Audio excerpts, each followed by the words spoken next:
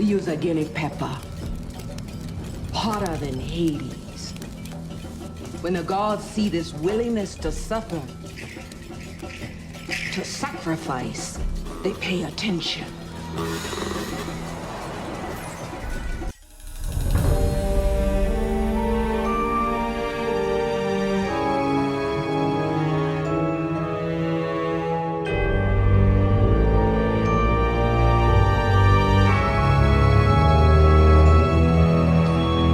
There's something to be said about the city of New Orleans, a city that so profoundly captures French and American culture. Indeed, it seems like the sort of place where if magic could take place, it would be here, in the Big Easy. Of course, this brings me to one of New Orleans' most notable residents, Marie Laveau, the woman said to be the Voodoo Queen. Despite having been dead for over 200 years now, people still say that Marie Laveau has power over the city. Going by what the legends say about her voodoo practices, Laveau would perform remarkable feats, some saying they are nothing short of miracles. In this video, we'll primarily be focusing on Louisiana Voodoo, or New Orleans Voodoo, which is a product of the religion Voodoo, though heavily influenced by the Christian and French culture of New Orleans, in which Marie Laveau would become a staple of. Although there is plenty of information about Marie Laveau in the legends and lore of New Orleans, separating the fact from myth isn't exactly easy. We know little of Laveau's early life, other than that she was likely born in 1801 to a wealthy plantation owner, as some sources say, and his black mistress.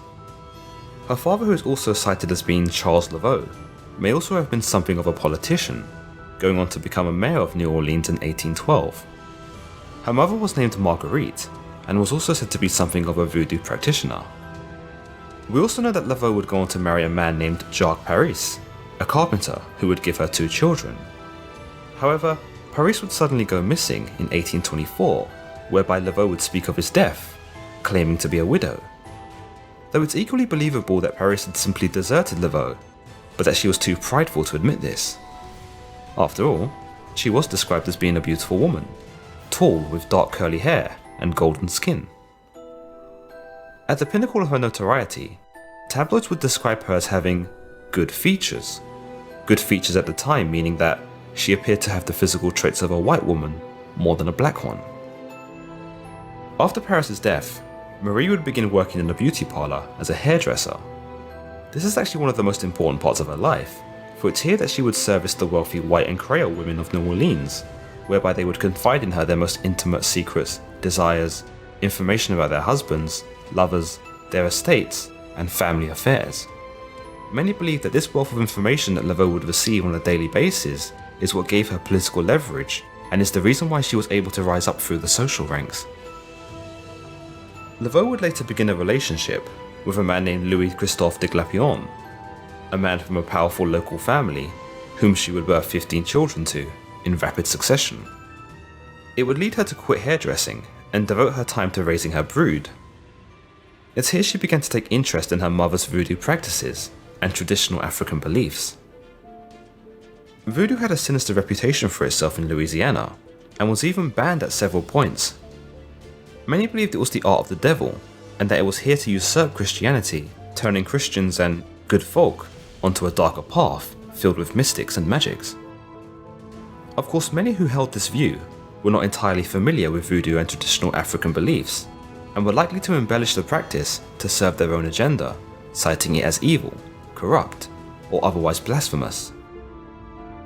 But this didn't stop Laveau and many of her clientele from practicing voodoo. In fact, Laveau herself would learn most of her craft from a voodoo doctor in New Orleans, who was simply and rather insidiously known as Dr. John. What separates Louisiana voodoo from Voodoo and other forms of voodoo is the Catholic influence that people like Laveau infused with it. Louisiana voodoo would incorporate holy water, incense, statues of saints, and even consisted of Christian prayers, thus making it more acceptable to the upper class and more appealing to those who were devout to Christianity. A lot of Laveau's beliefs included spiritual forces, as is common in all voodoo, whereby the spirits which are summoned can be either benign or mischievous. The idea was that these spirits connected with the followers of voodoo, guiding them imparting some form of divine knowledge, or simply bringing good vibes. How this was achieved was through a mixture of dance, music, singing, and even the use of snakes. In fact, Laveau herself was even said to have worn a pet snake around her neck, which was named Zombie. Some of Marie's notable services as the Voodoo Queen include the selling of gree-gree bags, an amulet originating from Africa that is said to bring fortune and protect the wearer from evil. The gree-gree bags were said to contain a variety of ingredients that were blessed by voodoo queens or voodoo doctors to bring the wearer a certain effect or destiny. Charms, magical powders, ailments, and desire-granting ornaments, including those that could destroy a customer's enemies, were also sold by Laveau.